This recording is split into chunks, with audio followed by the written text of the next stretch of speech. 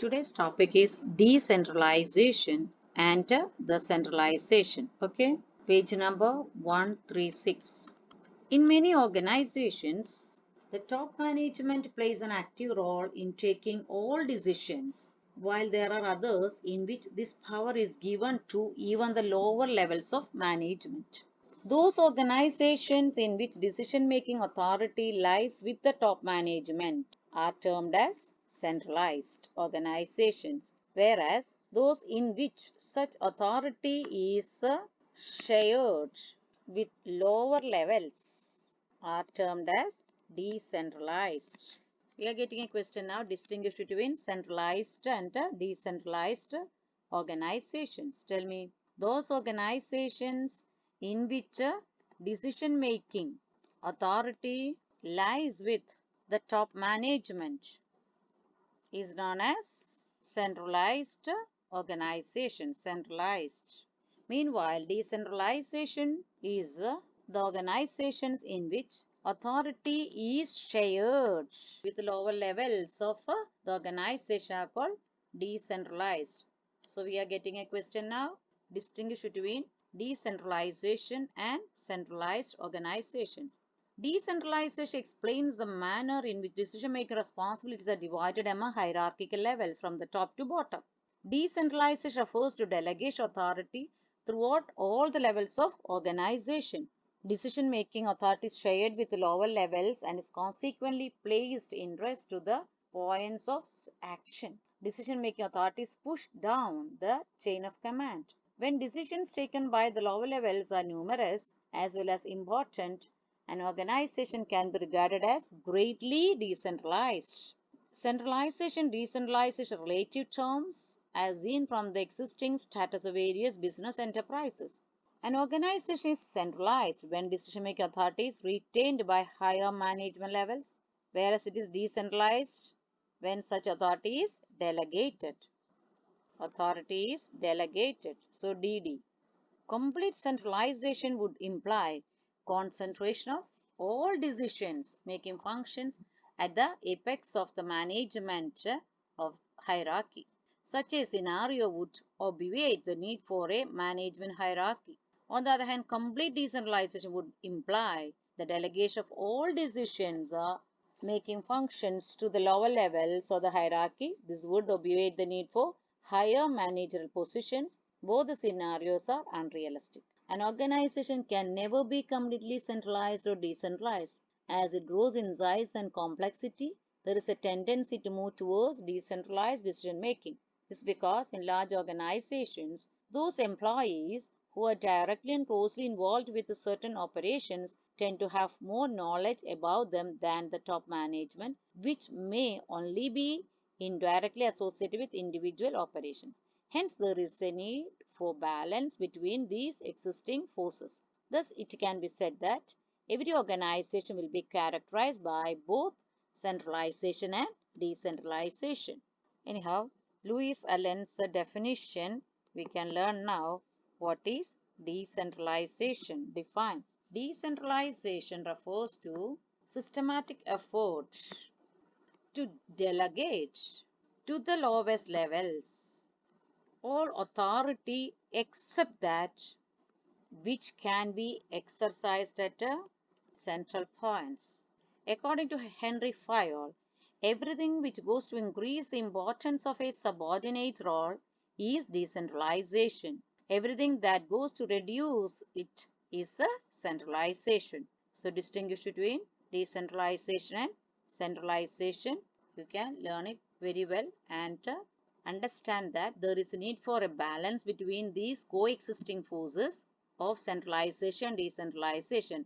Thus, it can be said that every organization will be characterized by both decentralized and centralized ways. What's the importance of decentralization? Decentralization is much more than a mere transfer of authority to the lower levels of management hierarchy. It's a philosophy that implies selective dispersal of authority because it propagates the belief that people are competent, capable, and resourceful. They can assume the responsibility for the effective implementation of their decisions. Thus, this philosophy recognizes the decision maker's need for autonomy. The management needs to carefully select those decisions which will be pushed down to lower levels and those that will be retained for higher levels. So decentralization is a fundamental step and its importance can be understood from the following points. First point, decentralization develops initiative among subordinates. Decentralization helps to promote self-reliance and confidence among us, the subordinates. This is because when lower manager levels are given freedom to take their own decisions, they learn to depend on their judgment. It keeps them in a state wherein they are constantly challenged and have to develop solutions for the various problems they encounter. A decentralization policy helps to identify those executives who have the necessary potential to become dynamic leaders. Secondly, decentralization develops managerial talent for the future. Formal training plays an important role. Formal training plays an important part or role in equipping subordinates with the skills that help them to rise in the organization, but equally important is the experience gained by handling assignments independently. Decentralization gives them a chance to prove their abilities and creates a reservoir of qualified manpower who can be considered to fill up more challenging positions through promotions. It helps to identify those who may not be successful in assuming greater responsibility. Thus, it's a means of management education as well as opportunity for trained manpower to use its talent in real life situations. Thirdly, quick decision making. Yes, the management hierarchy can be looked upon as a chain of communication in a centralized organization. Because every decision is taken by the top management, the flow of information is slow as it has to traverse many levels. Response also takes time. This reduces the speed of decision making and makes it difficult for enterprise to adapt to dynamic operating conditions. In a decentralized organization, since decisions are taken at levels which are nearest to the points of action and there is no requirement for approval from many levels, the process is much faster. There are also chances of information getting distorted because it does not have to go through long channels. There are also less chance of information getting distorted because it does not have to go through long channels. Fourth point, relief to top management. Yes, decentralization diminishes the amount of direct supervision exercised by a superior over the activities of a subordinate because they are given the freedom to act and decide, although within the limits set by the superior. So also personal supervision is generally replaced by other forms of control such as return on investment, etc. Decentralization leaves the top management with more time which they can devote to important policy decisions rather than occupying their time with both policy as well as operational decisions. In fact, decentralization is greatest when checking required on decisions taken by lower levels of management is least.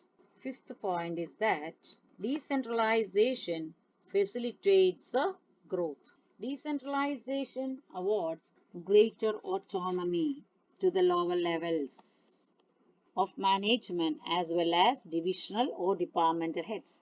This allows them to function in a manner best suited to their department and foster a sense of competition among the departments. Consequently, with each department doing its best in a bid to outdo the other, the productivity levels increase and the organization is able to generate more returns, which can be used for expansion purposes. Sixth point is that better control. Decentralization makes it possible to evaluate performance at each level, and the departments can be individually held accountable for their results. The extent of achievement of organized objectives as well as the contribution of each department in meeting the overall objectives can be ascertained. Feedback from all levels helps to analyze variances and improve the performance and operations. In decentralization, one of the challenges is the accountability of performance. In response to this challenge, better control systems are being evolved, such as the Balance Scorecard and Management Information System. Balance Scorecard and Management Information Systems. Decentralization compels the management to innovative performance measurement systems. It must be noted that, in spite of its benefits, decentralization should be applied with caution because it can lead to organization disintegration if the departments start to operate on their own guidelines, which may be contrary to the interest of the organization. Decentralization must always be balanced with centralization areas of major policy decisions. Please note that sentence. Decentralization must be always balanced with centralization in areas of major policy decisions. That is to be taken care by a top management also. Otherwise, it leads to disintegration. So today's assignment is what is decentralization and its importance. And we are getting page number 140, comparative analysis of delegation and decentralization. Delegation and decentralization. After writing the value points of decentralization and its importance, please write this comparative analysis from page number 140. Delegation and decentralization. Okay. Thank you. Take care.